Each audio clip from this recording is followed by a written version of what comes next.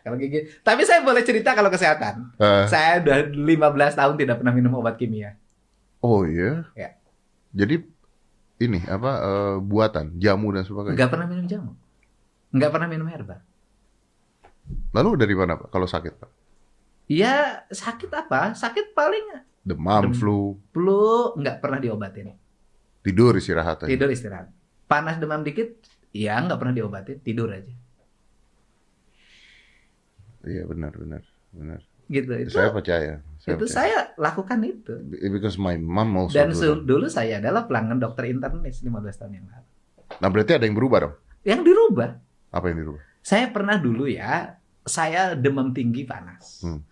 15 tahun yang lalu itu saya ketemu seorang dokter, bukan dokter. Dokter ya? Dokter lulusan Australia, dia pengobatan dengan pola-pola tradisional. Saya waktu itu panas sudah hampir 38-40. Dia nawarin, Pak Deddy mau sembuh terus, mau sembuh sakit. Oh ya sembuh terus dong. Ya sembuh terus dong, gimana caranya dok? Pak Deddy berani nggak minum obat? Dok, ini saya udah 38, 9, 40 dok. Mati dok, bentar lagi. Kata dia saya jamin Pak Deddy nggak mati. Gitu. Tapi itu resiko sekali. Resiko kan. Terus saya udah ngomong udah ngaco kan, orang panas kan udah ngaco, iya, ngomongnya udah ngaco. Udah Pak Deddy tenang aja kata dia. Saya dikasih minum air kelapa, disuruh minum teh madu, airnya dikasih madu. Terus aja sehari saya harus minum 2 liter, 3 liter. Itu turun sampai normal. Setelah itu pulang. Mulai besok Pak Deddy pagi-pagi makan buah, baru makannya siang. Terus aja, habis itu selesai. Memang saya nggak pernah pakai obat, nggak pernah tergantung lagi. Dan nggak pernah sakit. Well, the thing is this, Pak. Kita semua tahu bukan sebuah rahasia bahwa obat ini industri. Ya kan? Drugs is always an industry. Oh iya dong, gitu industri. Ya. Semua orang juga akan ngomong seperti itu. Saya tidak mengatakan itu jelek. Maksudnya kan nolong juga gitu. Tapi ada untungnya. Ada untungnya. Zaman gini makan siang gratis kan nggak ada kan Pak. Ada obat-obatan yang menurut saya overexpose gitu. Obat kolesterol is overexpose menurut saya. Kolesterol itu Pak dulu berapa terus dinaikin katanya. Saya pernah baca Google. Tapi correct me if I'm wrong. Nah, saya pernah ngobrol dengan Sujiwo Tejo. Dia mengatakan bahwa sebenarnya yang alternatif tuh yang mana? Apakah herbal atau obat-obat dokter? Kalau menurut Sujiwo Tejo, yang alternatif itu dokter. Iya, persis. Karena Indonesia awalnya herbal. Jadi itulah obat-obatan kita. Nah, iya, itu yang asli punya kita. Kan konsumsi makanan kita itu obat. Oke, oh iya. Tapi konsumsi makanan kita memang sekarang udah alternatif. Udah rubah alternatif kan aslinya makanan kita itu konsumsinya obat. Iya betul. Itulah saya dari awal dari dulu Mas. Jadi pernah ketemu saya dulu kan. Iya betul. Saya mengkampanyekan tentang tradisionalisme itu kan sesungguhnya menjaga ritme ekonomi jangka panjang. Saya khawatir kekayaannya dicuri orang itu aja. Dan sudah. Ya udah. Dan sudah. Dan kita pakai yang mereka. Iya betul. Kan kita ini bangsa pinter nih. Nah, kita dijajah kan karena kita punya rempah-rempah. Iya, kita bangsa pinter cuma nggak percaya diri. Harus percaya diri. Saya ngalamin kalau kolesterol saya juga sama, kalau suka grafiknya naik. Itu kan tinggal diatur aja kan. Ini makannya. Iya. Tapi sekarang kebanyakan orang kolesterolnya naik, makannya tetap karena kita pakai obat. Itu yang salah. Wah, gila ya.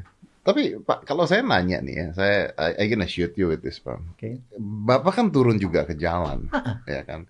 Gimana orang bisa membedakan antara Bapak benar peduli atau this is a kampanye? Kampanye itu kan ada masanya, Pak. Kampanye itu ada masanya. Biasa setahun menjelang pemilihan kampanye. Terus kalau sehari, pagi, siang, sore terus-terusan dan udah hampir berjalan 20 tahun terus saya mau kampanye apa? Bukan kampanye jangka panjang.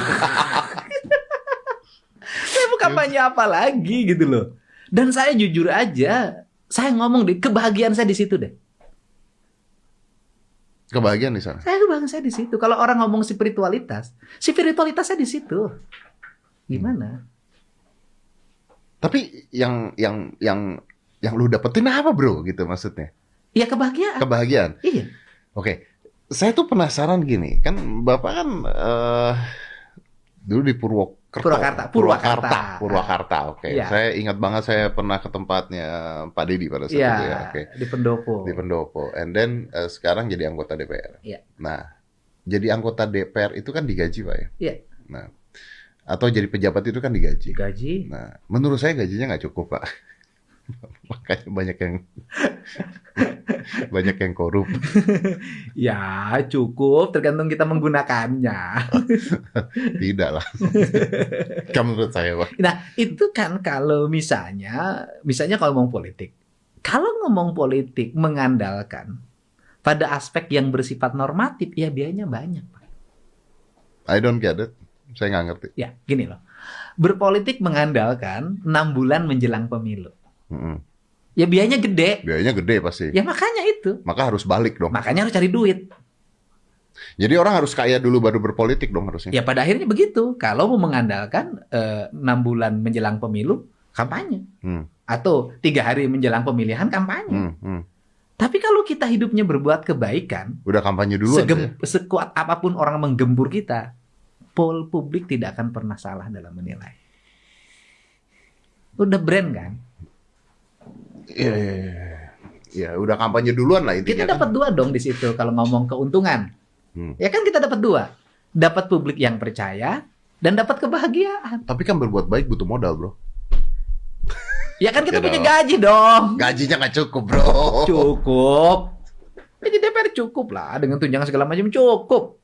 Cukup untuk bagi-bagi tiap hari cukup. Masa sih? Cukup, Pak. Gaji DPR mana cukup untuk bagi-bagi, Pak? Bagi tiap hari cukup. Cukup, Pak? Cukup. Mungkin buat Anda kali. Ya buat saya cukup. Saya nggak tahu terus. Kan kita harus yakin dulu buat siapa cukupnya. Ya, buat saya. Cukup buat Anda belum cukup buat orang lain dong. Saya cukup. Ya kan bahasa kasar gini deh. Tukang sapu berapa sih? Iya betul. Dia dikasih 2,5 juta. Pagi ya Pak. Coba kalau malam-malam masuk ke klub malam. Oh, nggak ada artinya itu ya? Nggak ada artinya. Dan nggak diucapin terima kasih, kita nggak dipeluk. Dipeluk juga. Lupa. Dipeluk dong. Dipeluk juga. Tapi segitu pelukannya sebentar. Iya bener Pak. Bener Pak. 2,5 pelukannya sebentar. Iya. Tapi nggak kena COVID, penyakit yang lain. Besok meluk lebih lama lagi di atas itu. Iya bener. Hari ini bilang kita pulang dari situ dibilang dadah AA terima kasih. Besok ketemu dia udah ada AA yang lain.